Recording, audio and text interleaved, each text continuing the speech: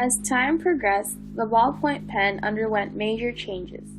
It all started with John J. Loud, who influenced other inventors and entrepreneurs, such as the Bear brothers and Reynolds, to improve and exchange different ideas of the pen, which eventually became an international market, with Bic being the world's leading company today. The first patent on a ballpoint pen was issued on October 30, 1888 by John J. Loud.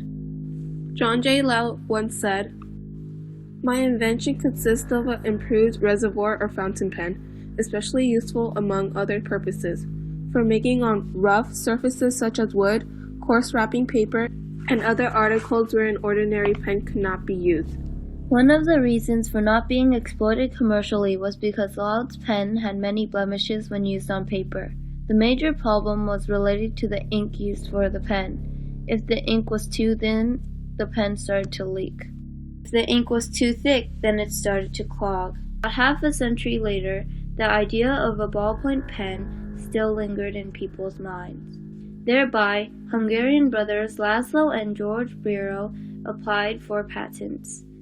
In the 1930s, Laszlo Biro concluded that Loud's pen was inefficient to use because of the large amount of time wasted just to fill and clean ink smudges, and the sharp tip of Loud's pen often scratched or tore through paper. As a journalist and artist, Biro was acquainted with ink that dried faster than fountain pens. Due to this, Laszlo and his brother George attempted to make models of new designs and devise better inks for the pens. Soon Laszlo Biro came to the solution of the nib, and with the help of his brother Greg Biro, they created the ball and socket method. With this method, a metal ball was at the tip and had enough ink to pass through. In 1938, Laszlo Biro decided to sign a patent to produce and market his pens. During a business trip to Argentina, the president of Argentina at the time, Agustin Justo, welcomed Biro to the country. Justo also managed to advise Biro to start a new pen factory for mass production in Argentina. Biro's modified pen also included an exterior barrel. The ink inside the tubular body went to the surface of the roller ball at the lower tip of the pen. By not relying on gravity, the ink became dense, which restrained it from leaking. The ball at the end of the pen acted like a metal sponge. The ball was able to smoothly and immediately mark a surface with dense and adhesive ink. The denser ink also permitted a pen to be held at any angle. Within a year, World War II had broke out. In order to save his life, Biro fled to Argentina for safety. After leaving everything behind, he started a pen factory at his new home in 1943. The British soldiers in World War II that had experienced the pen firsthand rated the new invention better than any regular fountain pen. Fountain pens often needed to be filled constantly, yet if it's too full, it will leak. This meant ballpoint pens function better than fountain pens in high altitudes. The United Department of State was eager to obtain Biro's new invention and demand the need of it. The new invention was being chased by American pen producers urging to create something similar. While Laszlo Biro was still improving his design and continued to work in Argentina, an American entrepreneur, Milton Reynolds, traveled to Argentina and was amazed with his invention. By 1945, Reynolds was able to buy Biro's pen patent and legally copied much of the original pen structure. Rushing to introduce the pen to the market, Reynolds became the first American retail store to sell ballpoint pens and conquered every American pen company.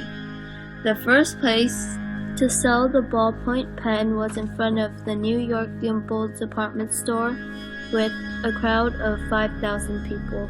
Reynolds' ballpoint pens were an immediate success in the United States. Many people were curious about how the pen functioned, if it would dry or overspill. like the previous pens the public had been exposed to. The price range of the pen was overpriced. Reynolds sold it for $12.50, while the production was only 80 cents worth. A customer from the Reynolds phase once noted, Reynolds made $5 million profit in the 3 months on this no-good pen. He introduced it in New York at Gimbel's. The pens were so bad, people were lined up a block long in the back of the store returning them. But in the front of the store, people were lined up 2 blocks long buying them. The ink had acid in it. A year later, you could wet your thumbs and transfer a signature from one sheet of paper to another. It never dried. It leaked out in the front end and leaked out in the back end. It was really a piece of junk. Quickly after becoming a well-known entrepreneur, Reynolds went bankrupt. Since the pen did not live up to its expectations, the price went as low as 19 cents. The pen lacked mobility and the ink began to blotch again. Marcel Bic, who eventually founded the Bic Company in 1945, was at first very appalled at how expensive poor quality pens were. Thereby, he set up a French factory to manufacture parts for an ideal ballpoint pen. After the public took a break from the ballpoint pen since Reynolds, Bic was able to convince the public that it was now functional. Inspired by Laszlo Biro, Bic started to perfect the pen again. During 1944, Bic began to manufacture parts of the writing instrument in his factory with his co-founder, Edward Bouffard. In 1950, the Bic Crystal was launched and it was accepted by the public. The pen was inexpensive and reliable, and eventually gained people's trust. He also obtained the patent from Barrow. His goal was to find the right formula for the ink inside the pen by measuring the thickness and lightness of the ink, and exact measurements between the ball and plastic. Finally, Bic constructed his own ballpoint pen through many trials and errors. Through years of inventing and modernization, the Bic Company has created new models of better and more advanced pens. He was able to build many factories internationally and give spots to jobs to the locals. The Bic Company has also expanded a lot since the 1950s, and they have created multiple factories in different countries to produce their pens. Today, we are one of the best brand names in the world. We started very small in France with my father, and in 1958 we bought the old Waterman Pen Company. And today we're number one in the ball pen business in the United States and mechanical pencil and correction. And then we went into the lighter business. And today we're number one in America with 70% plus of the market. And then we went into the shaver business. And today American people buy more big disposable razors than they buy Gillette razor. And that is what all of us at Bic who are here at this table are the most proud of. The ballpoint pen is encountered by millions globally, and the Bic version has reached ubiquity in our world. As time progressed, the ballpoint pen underwent major changes. It all started with John J. Loud, who influenced other inventors and entrepreneurs, such as the Baer brothers and Reynolds, to improve and exchange different ideas of the pen